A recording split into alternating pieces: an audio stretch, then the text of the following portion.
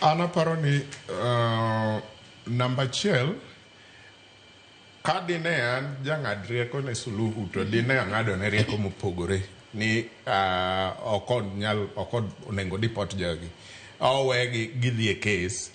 nikech en garita kwe madala ne en gi askeche ne en gi ji te nyaka intelligence so koro gimiluoro kanyo onge ka kes ema gibire tiwegi gidhi e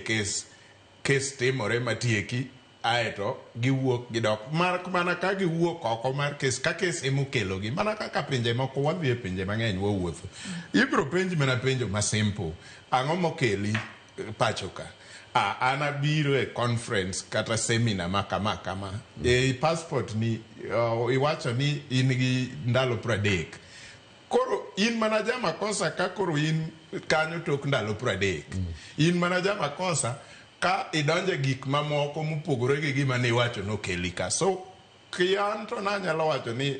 President Samia Suluhu luoro notelo ne kong'ado bura bila manong'ado macha ne en luoro ni jogi nyalo miyo Tanzania bende wuok bedo gi Gen Z type of protest. To kiwacho ni ne luoro to bende wawacho chien kucha ni nyalo bedo ni nitiere intelligence report moro maseche moko piny Kenya ne oseshare kod pinyno mar Tanzania. Nyalo bedo ni notiyo kode kose no amua tu kaluwore kod gigo mosebedo koneno kod jok manong'ise ni bire bura makamane makoro wacho ni oyo hata jogi okayienegi mondo chop e doho kuma Tundu Lissu iwinjo bura ne kawuono. Mana kaka nyisi kendo Gordon be osewacho. Wan kuonde mopogore, wan e okenge mopogore. Ineno samwa bete kani, Tanzania chikgi okoyie ni mondi challenge presidential result. To wan chikwa, I challenge, idhi e doho, to kata tok doho no pod nitie gik mang'eny moyie ni timo kisheria. To gin chik okoyie. So, kawang'iye gangochwa kaka jo Kenya, to Samia is extreme. To Samia kidhi bedo go piny sani gi lawyers ne ma Tanzania to gibro nyisi ni she is within the law kabisa. Mana kaka wabi seche mane wa evolve. Kane Moi pogolo to ne wawacho ni Moi yakolo pogo ne jogi omiyo osiepene to macha ne sheria no yie ne kaka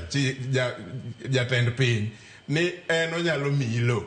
To mano ne within the law. Emomiyo kata tok kano osewuok e power gimwatimo tamo lope mano chiwogo pod jogo nigo nyaka kawuono nikech it was within the law. So Suluhu be ibro yudo niya chikegi oyiene timo gik manotimogo nikech en gi legal council mag-gi ma Tanzania. So gimonengo jo Tanzania otim maduong' sani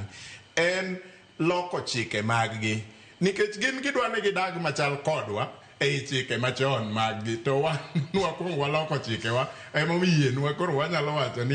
Kasongo ok wadwari kiang'ang'owa gi gik maka wanyalo luonge nyaka nying. To ka wang'iyo response mano mar Sing'oei ma ochung' ne tudruok kod pinje maoko wanyalo wacho ni response mare kotudore kod gigo mane otimore piny Tanzania kama jo Kenya moko nodwoke response makamano kurka korio dede bende en firm enough kata otegno ahinya kotudore kod gigo mane jo Kenya okale Tanzania. Response mar Sing'oei is political. Oken firm on issues nikech Sing'oei kaka PS mar Foreign Affairs okonyisowa ni etudruok ne gi counterpart ma Tanzania no nyise ni jowagi no oketho chik mane okowacho gimotemo wacho is a bit